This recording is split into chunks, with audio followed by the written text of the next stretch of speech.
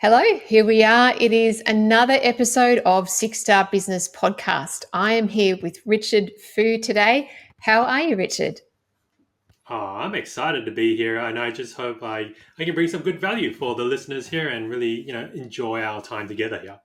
Me too. And I know that that's the case because that's who you are as a person. And I was struck by that the first time I met you, Richard. So I'm really excited to have you here. And thank you. Let's get started, shall we? Yeah. I love asking my guests a few questions at the beginning to get to know them a bit more. So Mhm. those questions are pretty hard. Are you ready? Where are you in the Nothing's world? ever too hard, Evelyn. Let's go. All right. So, where are you in the world? Who do you serve? How do you serve them? And then, fourth one, if hopefully you can remember this one, what's something you like to do when you're not busy serving people? So easy ones first. I'll try and knock out. Right. So I'm in Sydney, Australia, at the moment. So who do I serve? So I serve. I guess you could call them small business owners who are trapped in their business and they're trying to scale and they're wondering why is it I'm stuck here, right? Why am I stuck with my team and I can't go on holiday, or I seem like I'm working harder than I should be, you know. And what we do is we, as in me and my team, we help these small business owners become free, right, and create that real freedom. The real reason why they created a business was to have that time freedom. And so we go in and we try and systemize their business through automations, streamlining processes, right, as well as virtual teams on that end there. So we go three-pronged approach in to try and pretty much free up their time so that they can have a machine that works without them. Because I mean, that's what we want to do in business, right? We don't go into business to create a job for us. We want freedom.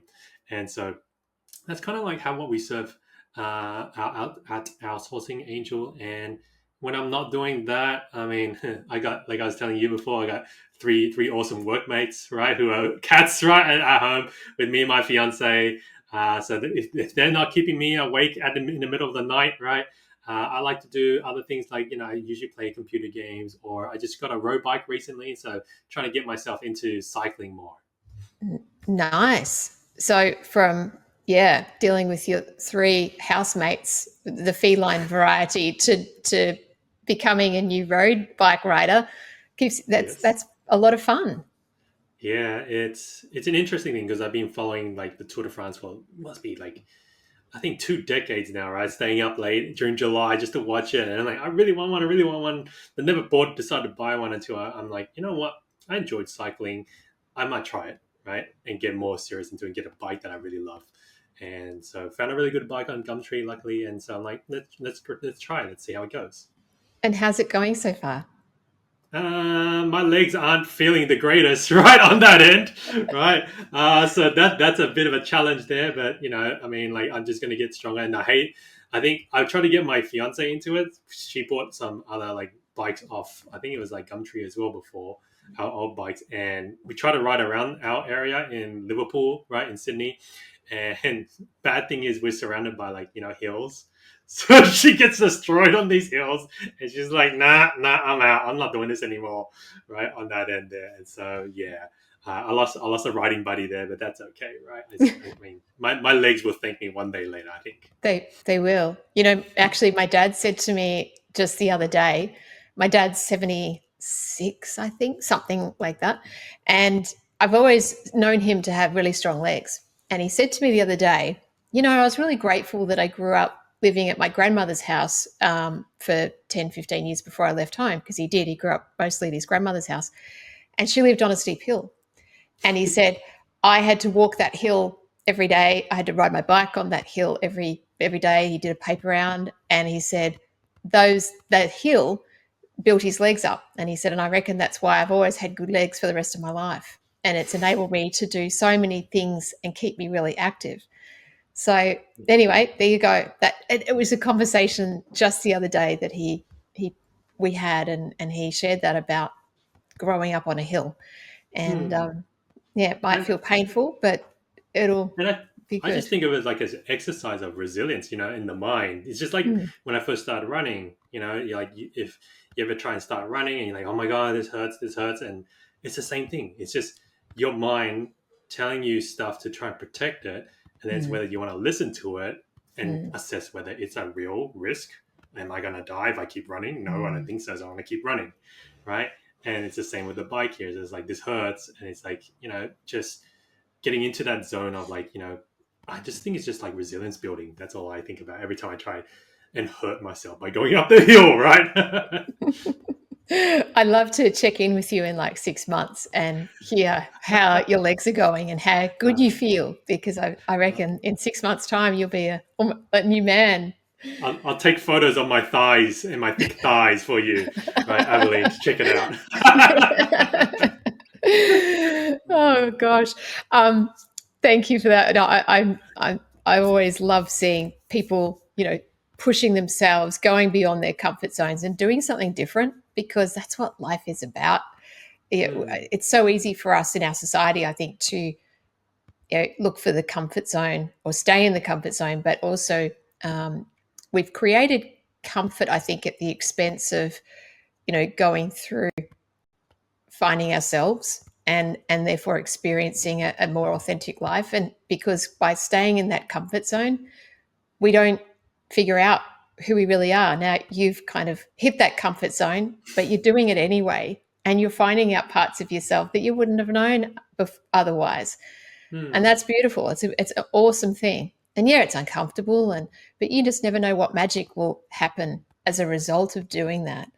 And that's, to mm, me, what life is about, being mm. authentically living. So I um, love that. I love that. thank And it ties in well, Abilene, if it's all right, right? I'm like, you know, I think about that. And one of the core values we have, once we revamped our core values at the company here, is, being, what was it? It was being courageously uncomfortable, right? you. On that end. And, it takes courage to be uncomfortable, Yeah. and it's without going uncomfortable, you can't grow, right? On that end. But Mm. it loops back to you just need to be courageous of it.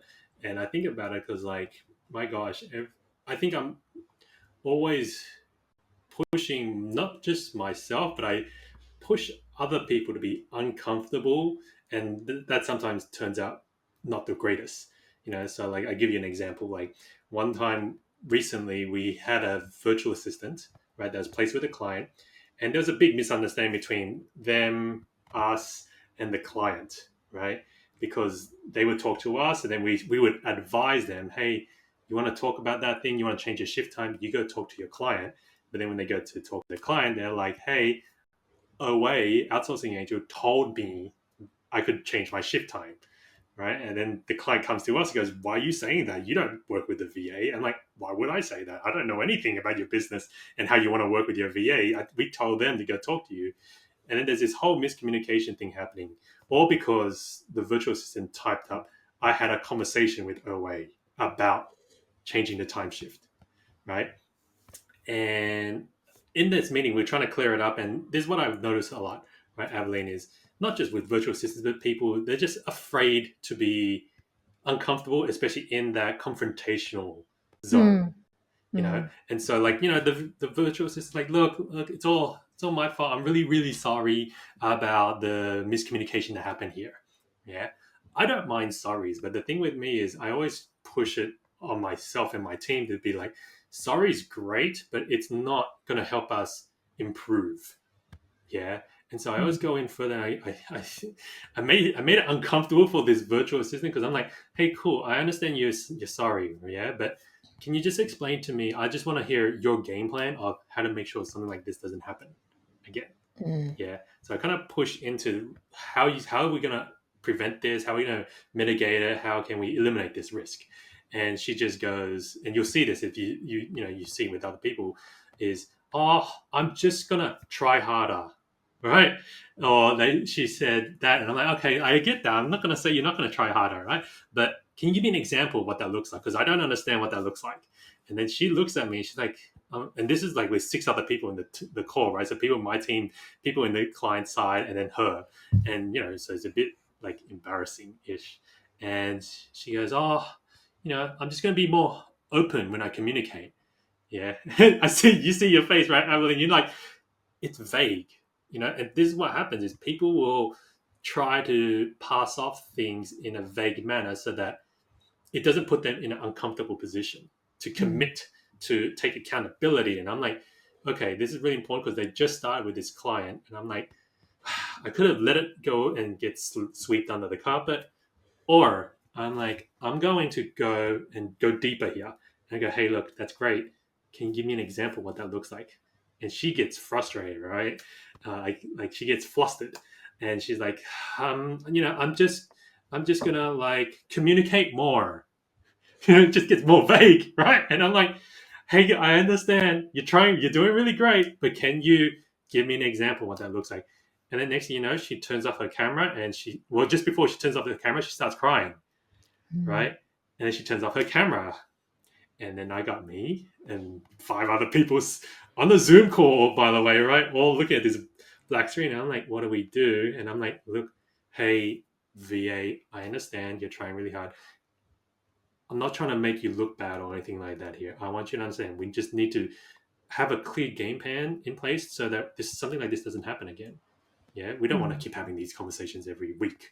And so, is it okay if I guide you? Yeah, and then she goes, yes. And I said, well, an example of what I'm looking for is instead of sending a text message on something that important to you, ask your client for a call, right? To explain the situation across rather than sending a message on that end that can be misinterpreted, as we all know. On that end, that's kind of like an example of what I was talking about. And then the client jumps in, say, look, I agree with what Richard said, this was really good, right? Don't feel like we're attacking you here. We're trying to make sure we have the right process in place. And then I tell my team aside, hey, can you check in with the virtual assistant without me after to see they're okay? And the client was like, this was a really good exercise, Richard. I'm really thankful that you got to share that with us in front of us. I know it didn't turn out that great for the VA because she got put on the spot, but yeah. And then he had his COO in the call too, and he's like, turned to his COO, he's like, you can learn a lot from Richard, right, on that session. And I'm like, look, and this is why you see like Batman, right, in the back corner here is like, one of the things that I love about Batman is like he's not afraid to be whatever Gotham City needs him to be, which is if he needs to be the villain, Gotham City hates him, but it's better for the city, then it is what it is. And that's what I think of myself sometimes, right? Is when I put myself in those uncomfortable situations because it needs to happen. So then there's some goodness to come out of it. So yeah, thought I'd share that because I thought you were Thank talking about you. uncomfortableness. Yeah, absolutely. And I'd be fascinated to hear what that means to the VA, because I'm sure that experience is then going to set her up with a learning that otherwise she wouldn't have had. If she was able to be vague and have the question be deflected and not really take accountability, she's not learning, Mm-hmm. she's not growing, and Mm-hmm. there's no solution. Mm-hmm. And that's exactly like why people get really uncomfortable about that, right? Because it's also asking, like you saw, I asked 3 times for her to get really deep about herself. And a lot of the times, a lot of people are really afraid to look at themselves, on that end. And luckily, the VA didn't quit after that incident, right? It's happened, by the way, to my team as well. People who work with me, right? Like they've broken down in front of me just because I go like very deep in. And, it takes, I think they need a lot of support. So that's why I tell my team, make sure to just connect with this VA and talk to them afterwards. And then I said to the client, they do this thing where before meetings they have clearing sessions, right? It's like, do I have any problems with anyone here? If I do, I'm going to voice it. Yeah. And so I said, just make sure that she does that, right? And if she says something like Richard's an a-hole, right, because of what he did, I'm like, I am happy to play that role for you guys. I don't mean to be, but it's just like, if she needs that, she needs that, and that's okay on that end. And she is still with the client there, and I like you say, if we all let her sweep it under the carpet, where would they be now versus where they are now? Because through that common experience of vulnerability, which is what it really is, yeah, that they can actually build a really solid relationship on that. And then that's how some of the people who work with me, they either make it or they break it. I don't break them intentionally on that front, right? For that, it's just because I see huge potential in them, and they're just scared. People are just scared, and I'm like, it's okay. Like, let's look at yourself, open that mirror, and look at it together, and then let's work on how we can make it better, if that's what you want to. Mm. It's really beautiful. And I will get into the question on your journey in a tick, but I just want Mm-hmm. to comment on that, because as you were talking, I had this visual and of a person. We, let's face it, we all have walls of Mm-hmm. some degree. And how do we know? Well, when we get triggered, like your VA. So when something is uncomfortable, or we have that internal heat reaction, or we Mm-hmm. push away from something, we've got a protection wall. And it sounds to me like what you're doing is going, no, no, I need to get behind the wall, so that we can actually not have this reaction anymore. And it's like yes, being vulnerable means letting down the guard, the face mask, the facade, whatever you want to call it. It's still a wall. It's a wall of protection that's keeping us in this comfortable space. And when anyone threatens that wall, that's when we want to run away. So Mm-hmm. I like to imagine it as almost a death, a kind of, you've got to learn to let go of that wall and let it go, and Mm-hmm. not have it anymore. Ooh, imagine what that feels like. And the moment that you do, though, you become a new person, because you get to learn how to be empowered and be yourself without that wall. And you Mm-hmm. figure out a new part of you. And I'm sure your VA, it, has experienced a portion of that process by what happened. Mm-hmm. So, I yeah, love it. yeah, that's right. I mean, it's just part of the human condition. It's part of human nature, right? And Mm. if we're not aware of why we're holding on to that comfort space, why we don't want to bring the wall down, then we can't, grow as a person. Mm. And yet we're here to grow. You're here to grow. You're on the Six Star Business Podcast. We're not here to just sit around and drink pina coladas in our little comfortable, cushy chairs and not grow as human beings. So it's a journey, isn't it? Mm. Totally is, and I love the phrasing and the imagery you painted, Aveline. Right? I think of it as, you can run away with it, or the other side is they pull up that shield, they pull out that sword, and they're like, like get super defensive, Yeah. on that end. And a lot of what I try and do with myself is practice a lot on languaging, so the word selection and how we approach. So I could have easily got. I didn't trust me. I was frustrated when by the third time I was still asking, "Give me an example," and it just gets more vague, right?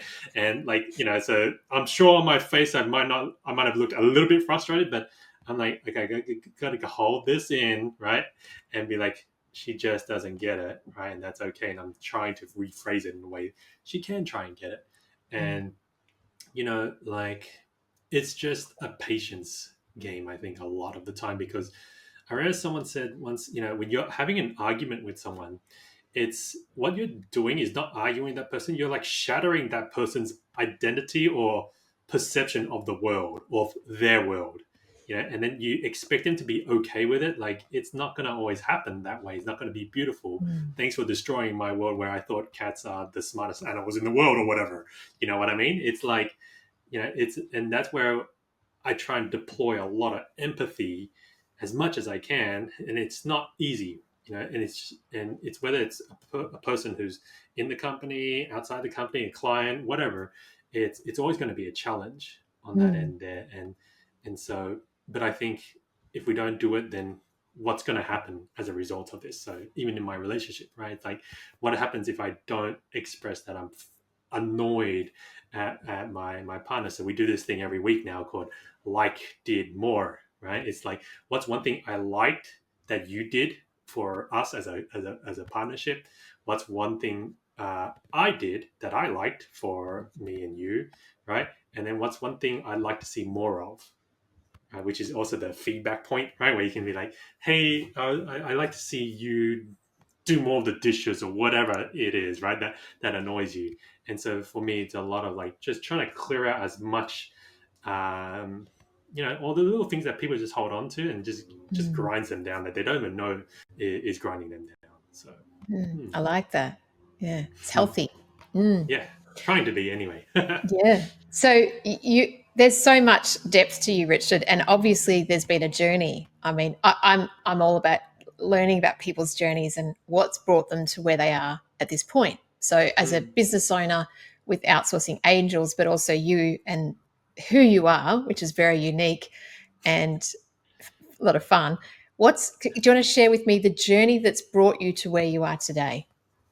Yeah, thank you for asking, right, Aveline? Because look, it started out like a typical journey of anyone who's pushed, not pushed, like encouraged to go to university, get a good degree, get a good job in a corporate company, and you'd be set for life, you know. And that's what I grew up in. Is I went to university, got a corporate job at KPMG, right, one of the big four accounting firms in the world. And I worked in their management consulting team, so where we did process reviews, improvement, audits as well. And I remember, I'm like, my goal, bam, my path. I just want to be a partner at KPMG, move over to Switzerland, right? Go skiing on the weekends, right? I'm like, that's it, right? That's it. And in the first 6 months, I was like pretty okay. And then it hit a point where I looked at this other person, a director, who's like, I think one or two steps away from partnership. Yeah. And he was like, late 50s, and I'd see him early in the morning when I come in at like 8 o'clock, 7:30. I'm like, this guy's here before me, and I leave. Sometimes we finish really late at like 8 o'clock, 9 o'clock, and he's still working. And I'm like, what the hell? What the hell is this? This is not what I want. Right? If I'm gonna be like that guy, like why? What's the point? Right? And so I'm like, that doesn't make sense. So within 6 months, my dream was shattered, my world, my path was shattered, and I'm like, okay, I don't get this. So I started continue doing the work more because, I'm like, I don't know what I want to do, but, let's get some experience here. Yeah. And I started working at KPMG, right? I ended up staying there for like 6, 7 years, right? But in that time, I'm like searching for other things. I'm like, I don't want to jump to another job. It doesn't make anything different, right? And so I'm like, what do I want to do? And over the years, I realized all I'm helping is big companies make squillions of dollars, fire thousands of people each year. And I'm like, how am I helping the world here? This is zero social impact. Yeah. And so I started digging deep down. How can I help people? You know, and then that's when I started going to personal development. Yeah. And I went to seminars. I remember the very first seminar.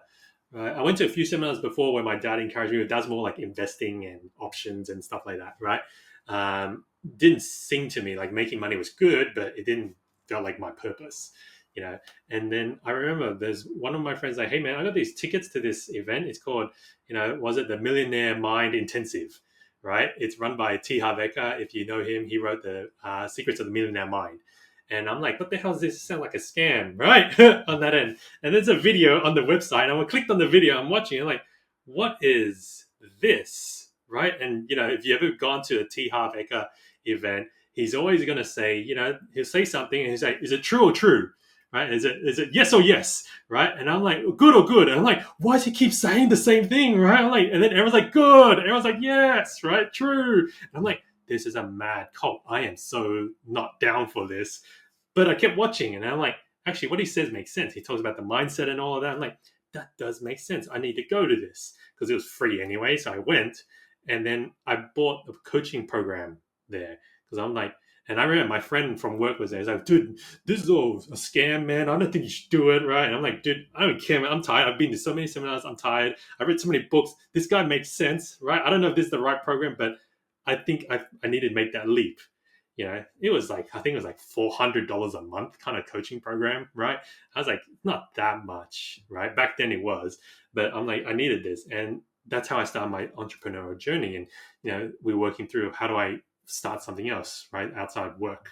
And that's when I started becoming, and I'm like, what I'm passionate about, right, Aveline? I'm like, I'm passionate about relationships and understanding how people work. And so I'm like, what if we create a website and it was called legitimately the business name was Romantic Missions, right? Helping people like reconnect with their partner through romantic missions. So it was meant to be like a date ideas site, right? So I just make it like missions and stuff like that. So it's more for men, right? It's so corny. And then I turned from there to become a love coach because I'm like, hey, selling this $29 ebook's really hard work, right? And so I'm like, what can I do? Well, look, I understand a lot about relationships and how people think. And because I remember when I started KPMG, I just left or got dumped out of my first serious relationship.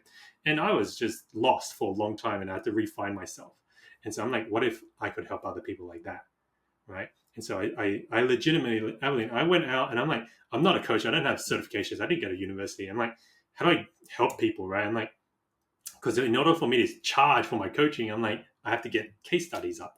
So I went on Facebook. I created an ad. I paid for ads, right? And I said, first 10 people who want to try out this beta program, and I built like a system of this is how I'm going to take you over 12 weeks, right, to where you ought to be. Is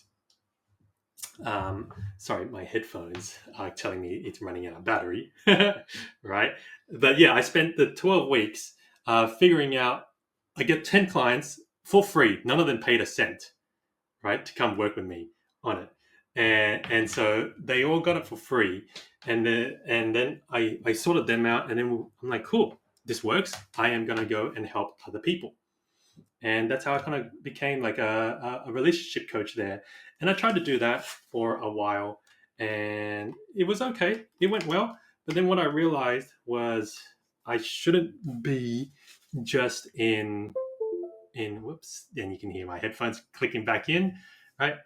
I shouldn't just be helping people find out, find the love of their life. I want to create real confidence, self-confidence for themselves. Because I believe, like, you can walk around, and I use this analogy of like, people are like, how much love you have for yourself is in a cup. Yeah. And so if your cup has holes in it, no matter how much love someone wants to give you, pours that love in, you're just going to seep it out. And so I'm like, let me help you plug those holes in. And eventually I started what was it? I started a men's virtual summit called the Ultimate Man Summit because my coach, I upgraded my coach to someone else, and they're like, you should do a virtual summit, Richard. It's so easy. You can leverage their credibility and all of that. And the first guest I got on, Aveline, right, for that was the guy who wrote Men Are From Mars, Women From Venus, right, John Gray. Yeah. And I'm like, whoa, man. And then I'm like, okay, I'm going to go get these other people. So I got like John DeMartini on, I got Commando Steve, I got a bunch of all these other like men, right, to talk about what does it mean to be an ultimate man in their vision.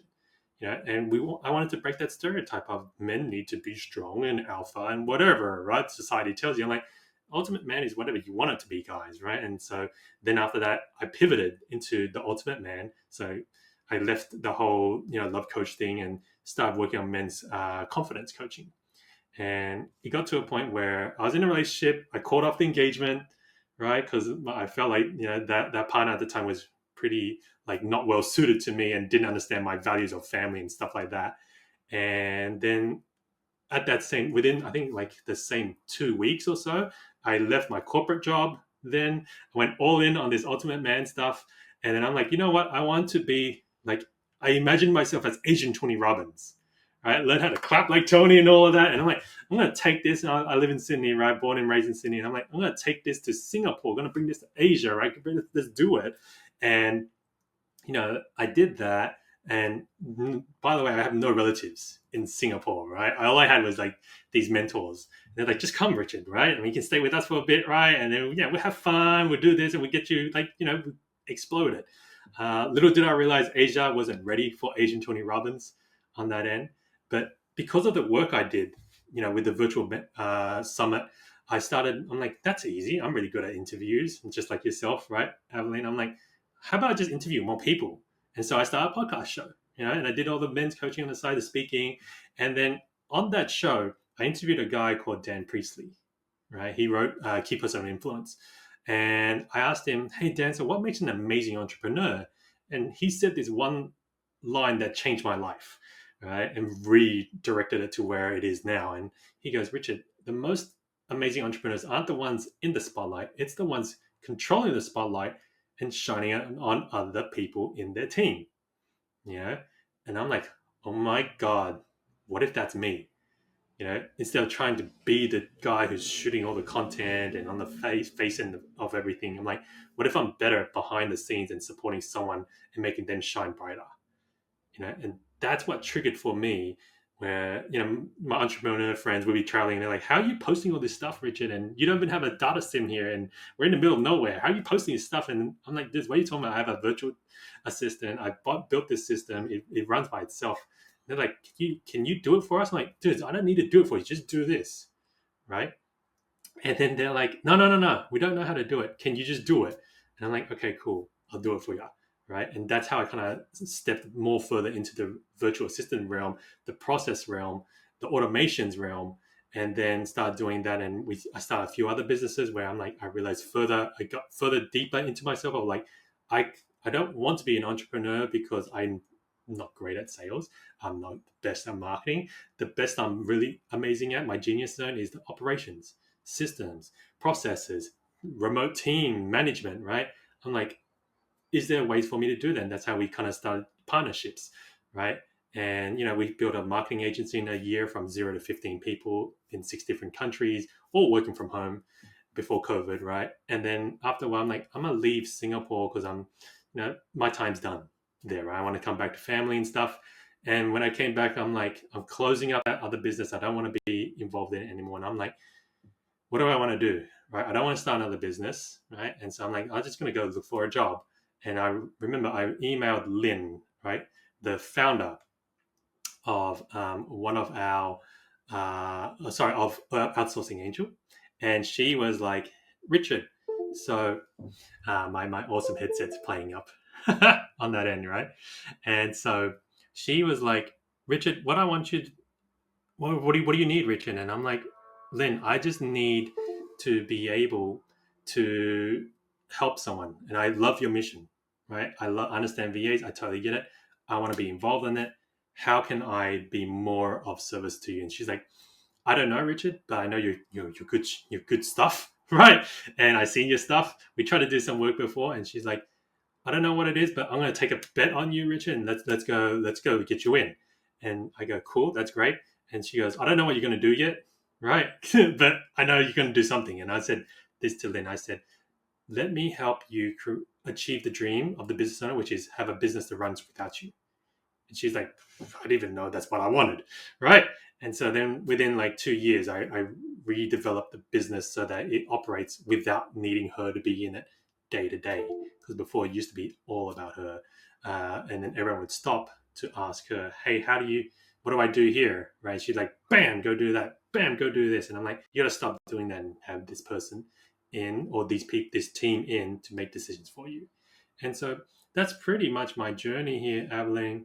I've been here for about 4.5 years now. So I went from operations manager to managing director, right? And pretty much oversee most of the day-to-day activities at Outsourcing Angel. And I just love every moment of it, because right now we're in the middle of transforming from being a virtual assistant company into that systemization process company, right? Because it's not just enough for people to come in and go, I just need a VA. And I go, what do you want them to do? And like, just this, this, this, this, this. And I go, cool, but do you have processes in place? And like, no. I'm like, okay, cool. Then if you don't, how are you doing things now? And they're like, everything's up here in my head, And I'm like, well, you're going to need to get that out. And so let us help you build that, streamline it, and automate bits of it, and then get your VA to help out on the other things. And so that's pretty much my journey in a very, very big nutshell, Aveline. Wow. I wasn't expecting all of that. I love hearing about people's journeys. So my head's just sort of spinning a little bit, from all the different things. And tell me, as you were going along this journey, so you didn't leave your corporate job until you went to Singapore, and you'd already done the Ultimate Man. Is that right? Correct. Did you have friends or family saying, you're crazy, Richard? What are you doing? I think my corporate friends, right, they would say that. My family were always, Asian heritage, right? So background by my family, refugees from Vietnam War, right? So not much money, right, when we started off, and that's why it was a big deal to get a university education and a good job. And I just said to my parents, and luckily I'm lucky because my parents weren't like, you got to be a doctor, you got to be a lawyer, right, and all that. They just said to me, just go study and do what you love, right, and what makes you happy. And so I said, look, this doesn't make me happy. This is how it is. This is my plan. Is, and I got a property portfolio as well. So it's like, how do I manage that, right? If I'm earning nothing, and I go, look, this is what I got. This is how much I got in the bank. Dad, this is how much I think I can last for like 6 months, right? Worst case scenario. Do you mind if I like live at home, try and make it work, and then you know somewhere when I decided to go to Singapore, I'm like, I think I can go for at least 6 months to a year, at the rate that I'm doing it. And they're like, sure, go for it. Right. Like they were really supportive on that end. And, obviously they were worried as well. Right. I mean, there were months, right. And I've told them before now, not at the time, in months in Singapore where, because when I was in that transition phase of trying to do the Asian Tony Robbins thing, but not working, right, I would live off like $1,000 a month, right? And in Singapore, which is like one of the most expensive cities in the world as well, right? Like I was struggling, on that end there, but I wouldn't tell them because, you don't want to make your parents worry about you. But yeah, so I think the family was really supportive as much as they were worried. They didn't tell me about the worry. I mean, having that supportive foundation is just critical, isn't it? Knowing that Hmm. you've got someone that backs you. Yeah, and and it's because of that I think about how important it is to back like anyone, whether it's in my team, my fiance, right, my cats or whatever, right. It's just like that's why I'm very open to like, yeah, just go have a big crack, you know. I mean, obviously sort yourself out if you got 5 kids under 5, and it's a bit different there. But I'm always encouraging people to go have a real big crack at what they want to do. And I just think you're only going to win in the long term. In the short term, you might not win, but in the long term, you learn something about yourself. You learn something deeper around who you are, and that where does that lead you afterwards? So yeah. Exactly. You seem very purpose driven. I mean, you obviously would have had to have come from your corporate job and to do all the things that you've done. When I say the word purpose and having a purpose, what does that mean to you? When you talk about purpose, I think purpose for me is there's so many layers to it, you know, and I think my purpose for me, like if I go down very deeply in the core of me, it's just I just want to create, you know, the word that comes up, and this is something I talked to Lynn about, right? Is freedom. This is what attracted a lot for me to have the job that I have, work at the company I work at, and work with her is because she's also about freedom. And when I think about freedom, I think about, like here, I work from home every day, right? Before COVID, it's one of the most important things for me. I don't have kids yet, but I plan to have kids. And I'm like, it's important for me to be around, especially, living in Sydney, traffic's not always the best place, right, in the world. I think about freedom in that sense. And I think about what we're trying to create here at Outsourcing Angel is I want to create freedom for our clients, right? They build a business and sometimes they just not on purpose get stuck, right? In create bottlenecks for themselves, they just don't know.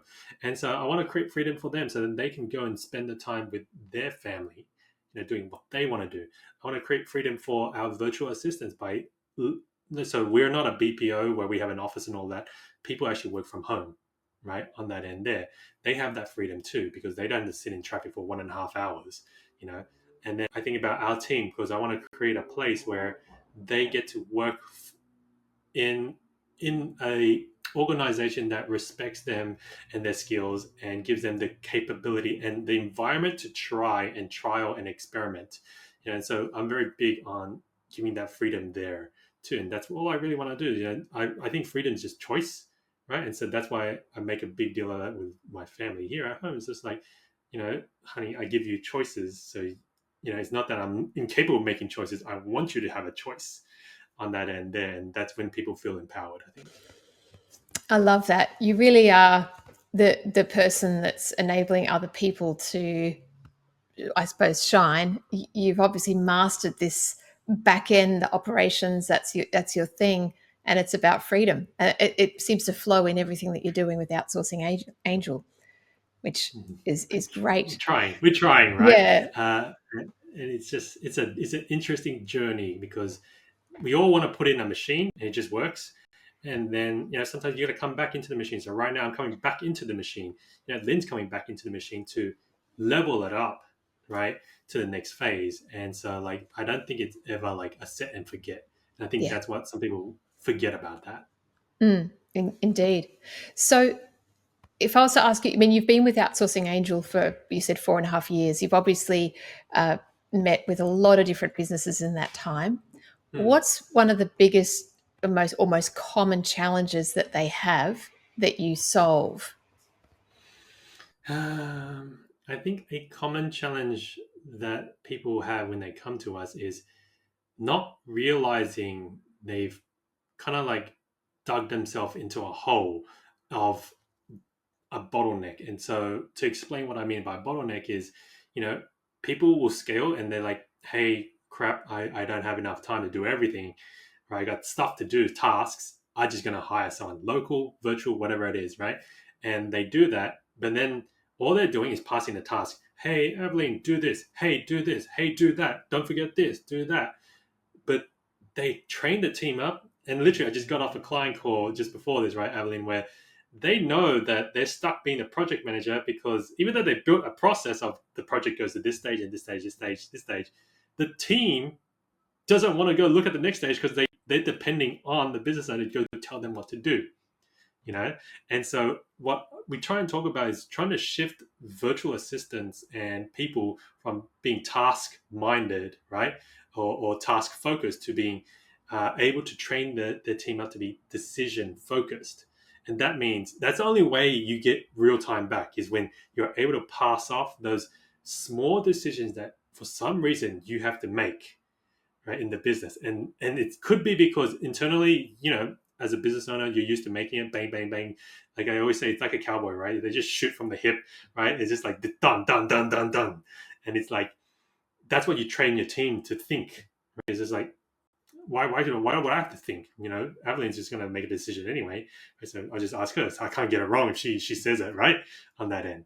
And so I try and encourage these people to do. They get their VAs like first 3 months, work on getting them understanding the tasks.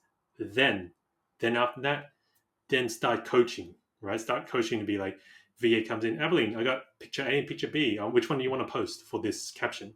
And instead of you going picture A, right, you go, what do you think is best? And I'll tell you, guaranteed, like most of them employees were like, I don't know. Which one do you like more? Right? They're not going to say because you've trained them to not take responsibility, take accountability. And so I always say, push it back on them. Keep pushing. Go uncomfortable, right? And just go, hey, okay, look, I get it, right? Let's imagine there's a parallel universe and you did know the answer. Which one would you choose? And 90% of the time, they're going to choose one of them, right? And if it's the right one, awesome, exactly what I was thinking, go, right? And you just keep doing that, right? Until you get confidence that they are getting it 80, 90% of the time correct. And if they're not getting it correct, right, you coach them. Hey, that's great that you like picture B, but is it okay if I share with you why I like picture A? Yeah, yeah, yeah, yeah, yeah. And then you go, cool. I like A because of that, that, that, that, that. And what you're trying to do is impart your principles of how you make a decision into their mind. So then hopefully they're learning and they're taking it in, right? So then the next time they ask you for, this picture, you ask them, and then you be like, and then yeah, you'll see if they start learning because they're like, oh yeah, I remember we care about this, this, this, this. And it's like, good, you're learning, right? You're getting closer. And for me, I think about results are important, right? But what's even more important is progress. Yeah, because you can't always get the result that you want, unfortunately. And so for me, it's like, are they trending in the right direction? And am I happy with that progress, right, rate? And if I am, then I'm like, keep going, right? Keep going. I am patient. I'm patient as shit, right? And whereby, sorry, right? You probably have to cut that one out. But I'm patient as whereby I'm just willing to let them keep going there, and eventually they're going to get there. And because I deploy that patience, I deploy the support. I imagine that's going to come back. Doesn't always come back, right? But I think often more times than not, it does come back into them buying into the vision, then buying into the loyalty, buying into the company, and really wanting to be here because we create such a good environment. Wow, that's incredible. You're not just a systems and process guy, by the way. You know that, right? I know it's a unicorn thing. I am right. Yes, you know this about yourself. Good.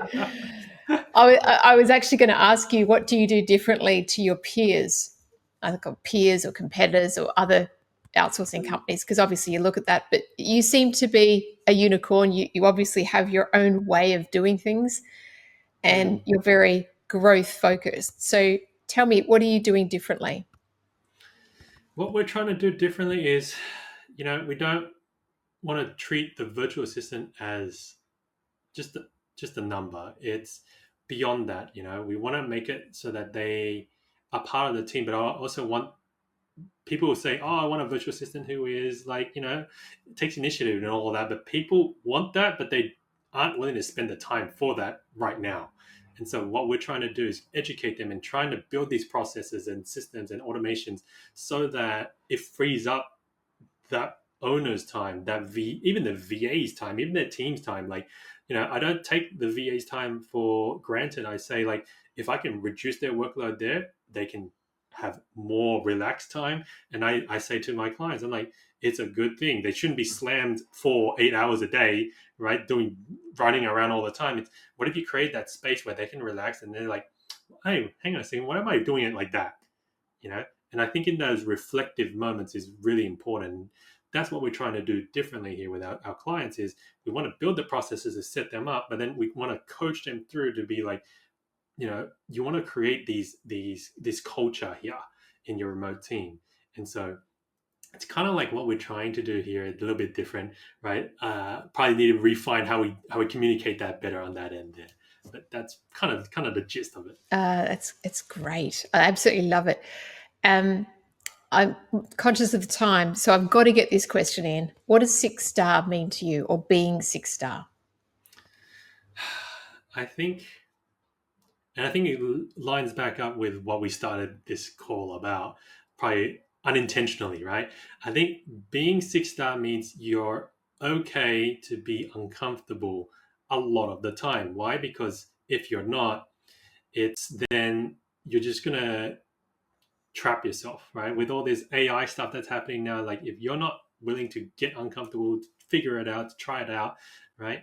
You're gonna be left behind. And it's just anything in business, like whatever was working, the time span is getting short. Whatever was, in the 80s, whatever was working 20 years ago was fine, right? But now as we're getting closer, it's like whatever you're doing 5 years ago is probably not fine anymore because of how fast technology is evolving. And I think to be 6 star, there's all the customer service and all of that stuff too, but it's about being willing to and courageous enough to be uncomfortable within the space that you're in and trying to push for things, even if it means the profit margins are lower, even if it means there's more work to do on that end. But it's about how do you create that next new thing, that innovation, so that then you're not even 5.1, you're 6 stars, on that end. You can't be 6 by just doing something a little bit better. It has to be a lot better. And for that, you need to be uncomfortable, I think.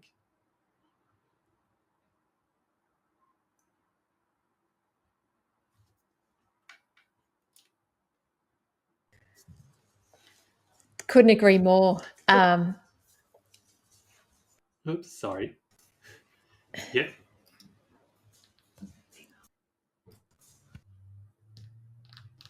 Can you hear me? got your back.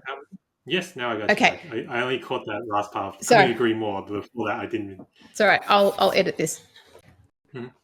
My dog barked. Sorry. Um, couldn't agree more. And it's about the evolution. We've always got to keep evolving, and that's part of being human. It's part of life, isn't it? And Mhm. I love the way that the tenacity with which you approach it in the business, and obviously within your own life, attacking those hills, and you know, being the best that you can be. So it's really inspirational, Richard. Thank you. Thank you for joining me today. I have one last question I like to ask our guests, and that is, have you got any kind of tidbit or parting wisdom or comment, advice that you'd like to leave our listeners with? I think if there's anything to take away from this, it would be to continue to ask yourselves deeper questions. And, as one of my favorite people in the world, Tony Robbins, says, right, the quality of your life is determined by the quality of your questions. And so never be afraid to question and or be questioned, because what would that uncover for you? And I think that just coming in with that mindset changes a lot.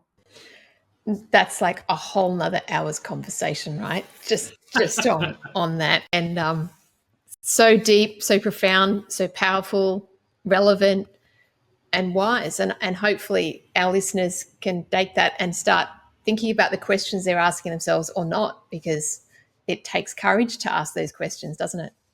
100%. I've absolutely loved our time together today, Richard. Thank you so much.